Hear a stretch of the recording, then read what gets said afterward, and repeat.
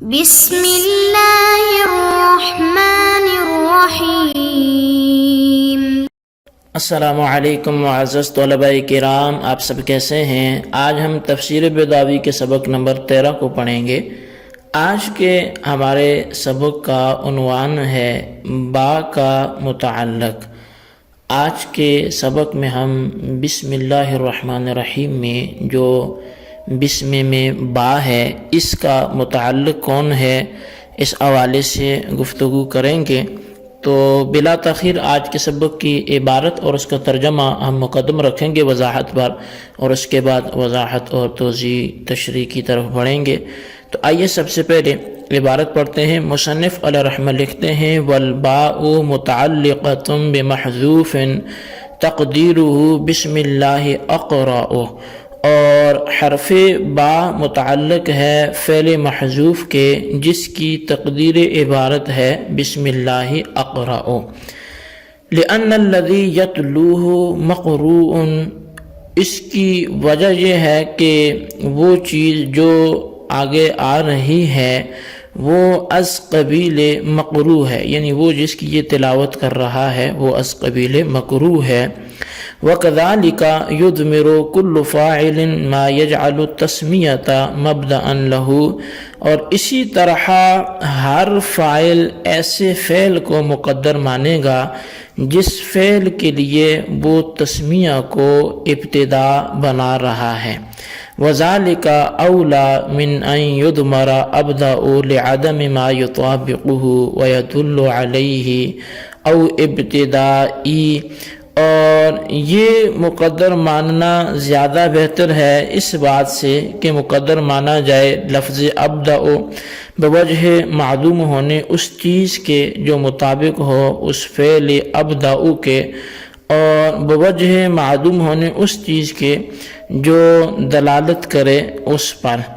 یا اسی طرح اقرأ کو مقدر ماننا یہ اولا ہے اس بات سے کہ مقدر مانا جائے لفظ ابتدائی کو، لزیادت ادمار فیہ، ابتدائی میں زیادتی حذف کی وجہ سے۔ وتقدیم المعمول ہا ہنا اوقع، سے ہم آئندہ سبق کو آگے بڑھائیں گے۔ جتنی عبارت ہو گئی ہے اسی کی وضاحت کی طرف ہم بڑھتے ہیں۔ تو سب سے پہلے بات یہ ہے کہ آج کی جو عبارت ہے اس عبارت میں قاضی صاحب لفظ بسم کے بارے میں گفتگو کریں گے۔ پوری اگر گفتگو دیکھی جائے آئندہ اسباق کے اعتبار سے بھی جو بسم میں گفتگو ہوگی تو 5 بحثیں ٹوٹل صاحب بیضاوی کریں گے۔ نمبر 1 جو ہے وہ نحوی بحث ہوگی، اور نمبر 2 معانی کے اعتبار سے، نمبر 3 علم کلام کے اعتبار سے، نمبر 4 لغت کے اعتبار سے، اور نمبر 5 رسم الخط کے اعتبار سے۔ پہلی جو بحث ہے وہ نحوی ہے، اور نحوی بحث کا مطلب تو یہ ہے کہ بسم میں با حرف جار ہے، اور حروف جارہ ان حروف کو کہتے ہیں جو فعل یا شبہ فعل کے معنی کو کھینچ کر اسم تک پہنچا دیں، لہٰذا اس کے لیے فعل چاہیے جس کو پہنچایا جائے، اور فعل کبھی مذکور ہوتا ہے اور کبھی محذوف ہوتا ہے۔ اگر مذکور ہے تب تو اس کے متعلق ہو جائے گا، اور اگر محذوف ہے تو پھر 2 صورتیں ہیں، یا تو اس محذوف پر حرف جر کے علاوہ کوئی قرینہ خصوصی قائم ہوگا یا کوئی قرینہ خصوصی قائم نہیں ہوگا۔ اگر قرینہ خصوصی قائم ہے تو اس قرینے کی مدد سے اس فعل متعین کو حرف جر کا متعلق مان لیا جائے گا، اور اگر قرینہ خصوصی قائم نہ ہو تو افعال عامہ میں سے کوئی فعل مقدر مان لیا جائے گا۔ یہ سمجھنے کے بعد اب اصل بات سمجھیے کہ بسم اللہ میں با حرف جار ہے اور اس کا متعلق وہ محذوف ہے۔ اب اس کے متعلق کے بارے میں 2 ہی صورتیں ہیں، یا تو فعل مقدر ہوگا یا پھر اسم مقدر ہوگا۔ اچھا، اگر فعل مقدر ہوتا ہے تو پھر فعل کی بھی 2 قسمیں ہیں،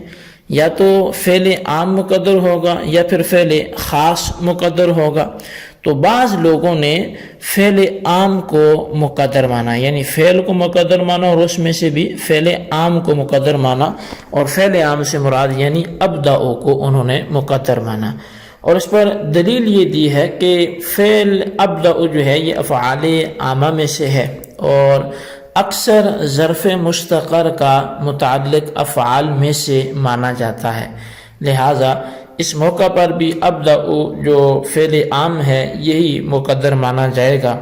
اور دوسری دلیل یہ ہے کہ ابدأ کو مقدر ماننے کی وجہ سے نبی علیہ السلام کے فرمان میں مطابقت بھی ہو رہی ہے، اس لیے کہ نبی علیہ السلام نے جہاں کل امر ذی بال لم یبدأ جو فرمایا تھا، تو اس میں بھی چونکہ لم یبدأ میں ابدأ کے مادے کے حروف موجود ہیں، یہی لفظ استعمال کیا گیا، تو لہٰذا اس کی موافقت بھی اسی میں ہے کہ ابدأ کو محذوف مانا جائے اور اسی کو مقدر مانا جائے۔ اور بعض لوگوں نے لفظ ابتدائی کو مقدر مانا ہے اور انہوں نے اس کو جملہ اسمیہ بنا دیا، اور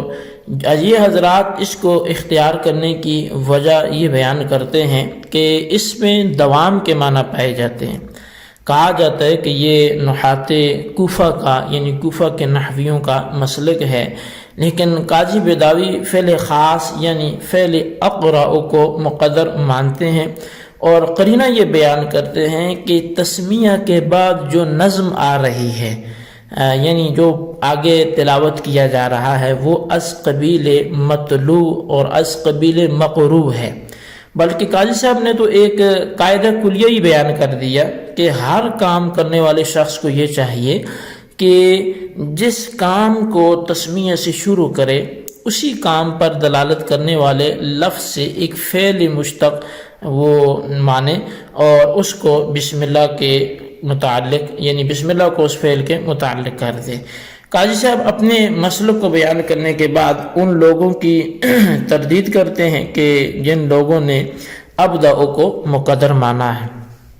اور تردید کی وجہ یہ بیان کر رہے ہیں کہ کوئی فعل حقیقی نہیں پایا جا رہا جو دلالت کرے کہ فعل ابدأ یہاں پہ متعلق ہو، یعنی ایسے ہی ان لوگوں پر بھی تردید کریں گے کہ جو ابتدائی کو مقدر مانتے ہیں۔ وجہ تردید تو ایک تو وہی ہے کہ کوئی فعل حقیقی نہیں پایا جا رہا جو دلالت کرے فعل ابدأ پر یا ابتدائی پر۔ دوسری وجہ یہ ہے کہ ابتدائی مقدر ماننے کی صورت میں حذف زیادہ ماننا پڑتا ہے، وہ اس طور پر کہ ابتدائی کو آپ مبتدا مؤخر مانیں گے اور بسم اللہ کو حاصل یا کائن یا ثابت کے متعلق مان کر پھر خبر بنائیں گے۔ ایک تو لفظ ابتدائی مقدر ماننا پڑا، دوسرا کائن یا ثابت اس کو بھی مقدر ماننا پڑا، تو یہ دو حذف ماننے پڑے بخلاف اقرأ کے کہ اگر اس کے اندر آپ دیکھیں تو صرف اقرأ فعل کو ہی مقدر مانا ہے، وہاں دو اضمار لازم نہیں آئے، تو لہٰذا قلت حذف جو ہے یہ بہتر ہوتی ہے، اولا ہوتی ہے بمقابلہ کثرت حذف کے، لہٰذا اقرأ کی صورت جس میں قلت حذف ہے وہ اولا ہوگی بمقابلہ ابتدائی کے کہ اس میں کثرت حذف ہے۔ اس سے یہ بات بھی سمجھ آ گئی کہ لفظ اقرأ کو مقدر ماننا یہ اولا بمقابلہ قراءتی کے۔ تو رہا اب ان کا جواب جو ابدأ کو مقدر مانتے ہیں، تو پہلی بات کا جواب یہ ہے کہ یہ قاعدہ کلیہ نہیں ہے کہ جہاں بھی ظرف مستقر ہو اس کا متعلق فعل عام ہی ہوگا، بلکہ قاعدہ اس موقع پر ہے کہ جب کہ محذوف پر کوئی قرینہ خصوصی موجود نہ ہو، اور یہاں قرینہ خصوصی موجود ہے لہذا فعل خاص مقدر ماننا درست ہے۔ اور دوسری دلیل کا جواب یہ ہے کہ حضور علیہ السلام کے فرمان میں لم یبدأ جو ہے وہ اس میں اس بات فی الابتداء مراد ہے، تلفظ بلفظ ابتداء مراد نہیں ہے، لہٰذا آپ کی دلیل درست نہیں ہے۔ اب قاضی صاحب کی عبارت پر بھی پھر ایک اعتراض ہوتا ہے، وہ یہ ہے کہ آپ نے قاعدہ کلیہ بیان کرتے ہوئے فرمایا کہ کذالک یثمر کل فاعل ما تجعل تسمیۃ مبدأ لہ، جس کے معنی یہ ہوتے ہیں کہ ہر کام کرنے والا اس کام کو مقدر مانے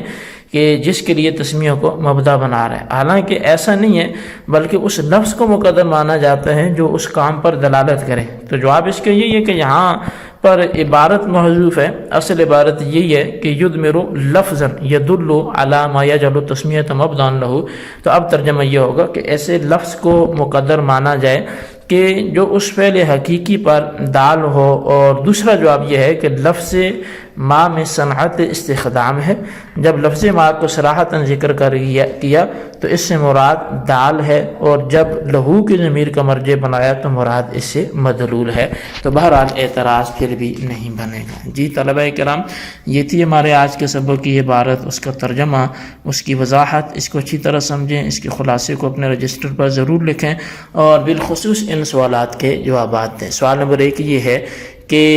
ابدأ کو متعلق بنانے والوں کی دلیل کیا ہے، تحریر کریں۔ اور سوال نمبر 2 یہ ہے کہ اقرأ بہتر ہے یا قراءتی مقدر ماننا بہتر ہے، بہر دو صورت وجہ تحریر کریں۔ اللہ تبارک و تعالیٰ سے دعا ہے جو کچھ ہم نے پڑھا سنا اسے یاد رکھنے کی توفیق نصیب فرمائے، آمین بجاہ النبی الامین صلی اللہ علیہ وسلم۔